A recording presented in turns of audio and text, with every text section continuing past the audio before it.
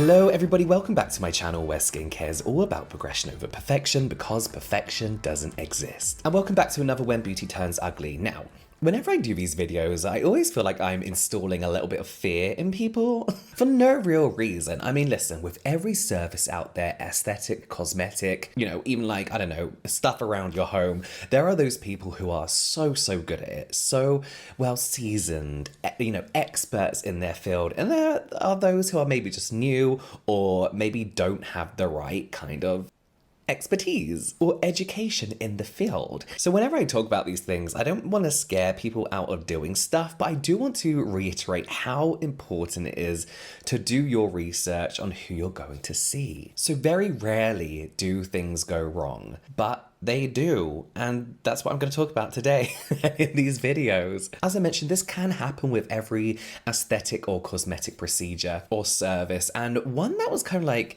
new to me growing up. I remember like all the girls in my school had just started to get this done, and that's eyelash extensions. And I remember seeing some real horror stories, and let's start with one. It went very wrong for 17-year-old Hailey Fetzer. It's August-ish 2022. Serena Williams announces her retirement, and Solange Knowles becomes the first black woman to compose for the New York City Ballet. And scientists bring back to life the dead cells of a recently deceased pig. Terrifying. But it's also the month that Hailey decided she wanted some eyelash extensions for her prom. Pretty standard, right? I remember all the girls in my school were getting eyelash extensions and hair extensions, when we used to like glue them in, like literally glue them onto the hair. Anyway, she told the New York Post that, she likes to keep up with trends, and eyelash extensions had come back into trend instead of just gluing on some falsies, and she wanted to give it a go. She went and got them done, absolutely fine. However, a day later, she did start to feel like a little bit itchy. She usually gets hay fever, like seasonal allergies, and that's all she kind of thought it was. So she kind of self-prescribed herself, administered herself some eye drops. However, she says that she picked some whitening eye drops, which most of the time they're just for like visual purposes. They don't really help with anything as far as like allergies and stuff like that go. As the name suggests, those drops usually just like kind of fade the redness in your eyes rather than help with any of the itching and irritation. But that's irrelevant because although these eye drops did seem to clear up any of that irritation, that wasn't the real issue here. Luckily, she was ready for prom. Her eyes are fine for prom. All the pictures of her eyes look completely normal. So a little while after she had her lashes done, after prom, all that kind of stuff, she kind of felt like she needed a bit of a top up. So she went back to the same place to get her lashes, reapplied, topped up, thickened out, whatever it is that they do. And that's when the issues really started. Only 2 hours after her appointment, this is what her eyes look like. She was actually at a college meeting with her mum, and during the meeting, her mum just kind of looked at her and was like, "Are you okay? Like, do you feel okay?" And this is because it looked like Hailey had blood just sitting at the bottom of her eyes, literally just settling at the bottom of her eyes. And then whenever she blinked, this like oozy, gungy pus would come out of her eyes. Eventually, there was so much mucus coming out of her eyes every time she blinked that it was starting to stick to her top lashes. So her eyelids were actually getting heavy from this mucus sticking and drying out onto her lashes. Like she couldn't keep her eyes open. Along with the constant watering of her eyes, her false lashes actually started to just kind of like slip off. So of course they contacted the lash technician, and guess what they did?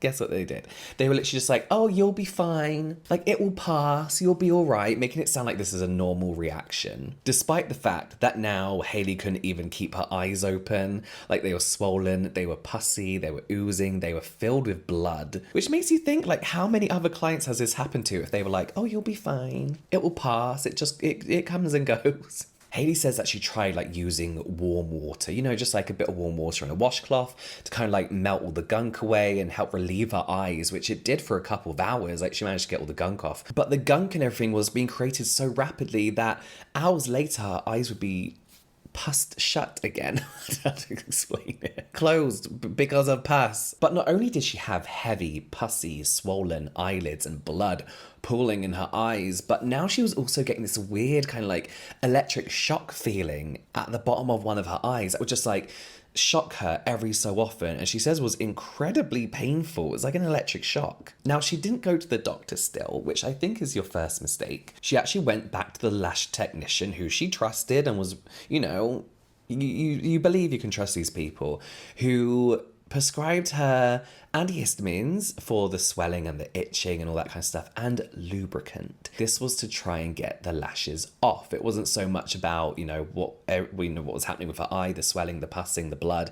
It was just to get these lashes off. Now, Hailey said that this burnt her eyes so much, this lubricant hurt so much that she was in excruciating pain. But she said she did manage to pretty quickly get those lashes off, and the moment the lashes were off, everything started to calm down. However, her eyes weren't back to normal and fully blood-free until about 5 weeks later. Hailey told the New York Post, "I got them done thinking it would be a good idea and wasn't aware of any of the severe reactions or consequences that could happen after. Just be aware that this can happen to you. If you have sensitive skin, it's probably not the best idea." Hailey has vowed never to wear false lashes or get extensions ever again. Now, sensitive skin or not, this can happen to anyone. You can get an allergic reaction to anything used next to your skin that isn't made to be on your skin. Bleach, extensions, permanent hair straightening, dye, glues, all that kind of stuff, which is why any good salon, place, wherever they do these services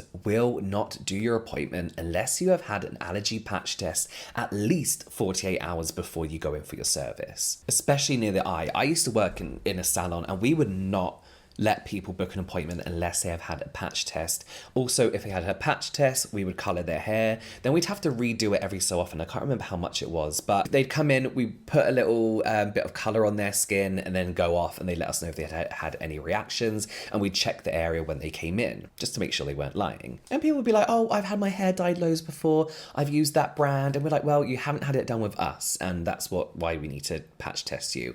For two reasons. One, the business, you should want to protect yourself legally. If anything happens, they can sue you. Second of all, you want your client to be happy. You want them to be a returning client. And again, you don't want to be sued. So anywhere that doesn't do a patch test when you are new, especially to their salon or their services, don't do it. Don't go. It's the very basics of having something like that done. I want to stress as well, I never like to blame the client, because us people who we watch these types of videos, we're into the beauty world, we know to do our research, we know, but everyday people who just know of these services, there's no reason they shouldn't trust the person carrying out these services. The technicians are the experts and the educators, not the client, so I never like to blame them, but I do think everybody needs to do their research. Hailey was actually very lucky to come away with all her natural eyelashes in place. Like, the gentle scrubbing, the lubricant, the swelling, the pussing.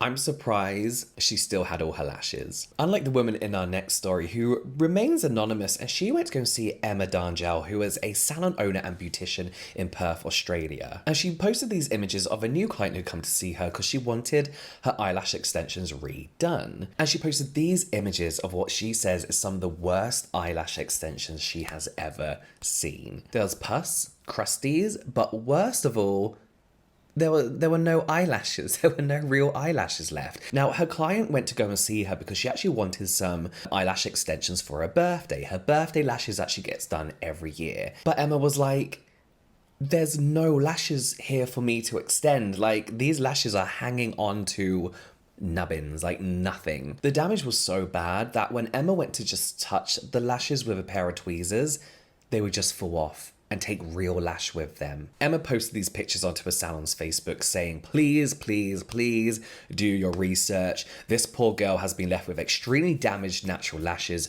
Please do not be scared of having lash extensions applied. If you do your research and go to the right place, your lash extensions can be applied for years and years without having a break." And she's right. That's the thing again, is about the person doing it. How experienced are they? Are their other clients happy? Do they have good reviews? All that kind of stuff. I always think it's best to go by word of mouth because I feel like brands can control reviews, I know one thing a lot of salons do as an incentive is post a positive review and we'll give you a discount next time you come in. So you can't always trust that the reviews are truly the best, you know? But like, imagine paying for lash extensions and all your lashes fall off instead. But also, how would you not notice that? I don't know. You have to wonder, like, I don't know. I feel like I'd notice if my lashes were like disappearing and all crusty and spaced out. I don't know. But what about those false lashes you just put on yourself, right? The ones that you kind of like glue on. You can tell I don't know anything about makeup, but they're pretty fine, right? Everybody uses them all the time. They're safe, pretty harmless. No, they are. But here's a story that might interest you. A TikToker who goes by Mika Anelia shared an interesting story about what happened to her after she used some of her favorite eyelashes from Shein. Shein has come under a lot of controversy for a number of reasons I won't talk about here, but just type in Shein controversy and you'll get so many good kind of full-length documentary style videos about the issues with Shein. But they are known for their faster than faster fashion approach to beauty, clothing, selling anything basically. But Mika would purchase this pack of 7 lashes that she used to use all the time. I believe they were called like cat eye something. And she'd use them all the time. She'd always buy them in a pack of 7 and has had no issues with them at all until now. She applied them as normal, like just how she normally always does all the time. Applied them as she normally would in the morning. But later on that morning, one of her eyelids actually started to feel almost like strained, like she strained a muscle in her eyelid, like it was heavy, it was hard to blink. She kind of just put this down to being like tired and fatigued. You know when you're tired and you get like that weird twitch in your eye or you can barely keep your eyes open? She thought she was just tired. Carried on with her day, but later on during that day, her eyes started to become bloodshot. I think bloodshot is like a nice way of putting it. It was very bloody. It looked like a zombie eye, like it got really bad. So she did the sensible thing. She's like, I'm gonna go to a chemist and see what's going on.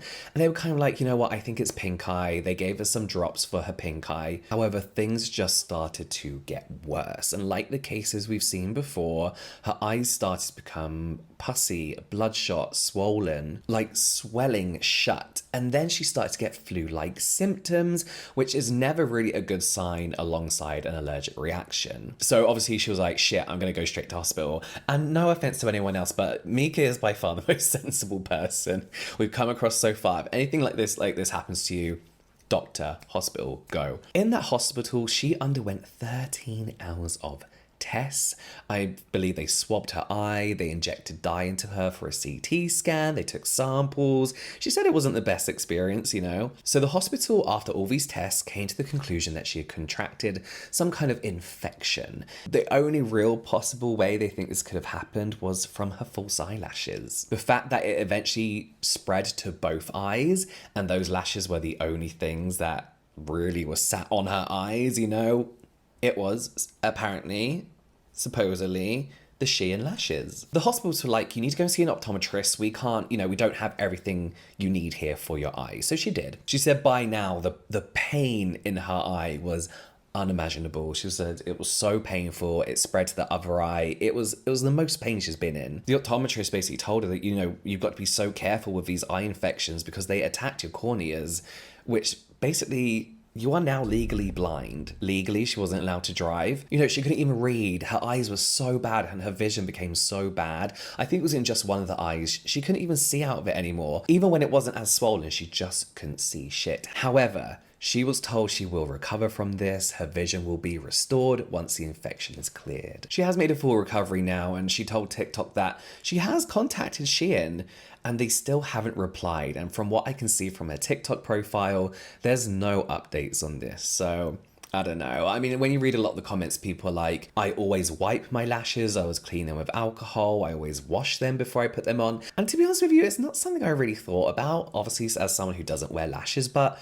yeah, I mean, I guess you should. I don't know. She was like, that's actually a very good idea. And she is, of course, fully recovered now. So the moral of this story, as it always is with these videos, is do your research, see a professional. And I hate to say it, but I do feel like these kind of services are the ones that you want to spend good money and time on. You don't want to get a 2-for-1 deal off voucher or get hair extensions, get free eyelash extensions kind of deal, You want to go and see somebody who really, really knows their shit. We're playing playing with your eyes. You don't want to fuck about, you know? Let me know if you've ever had any kind of experience like this. I guess, you know, we've all had conjunctivitis, right? We've all had hay fever. But let me know if anything more extreme has happened to you. If you're comfortable sharing in the comments down below. Watch the whole When Beauty Turns Ugly playlist here. Some general light entertainment here, and I'll see you over there.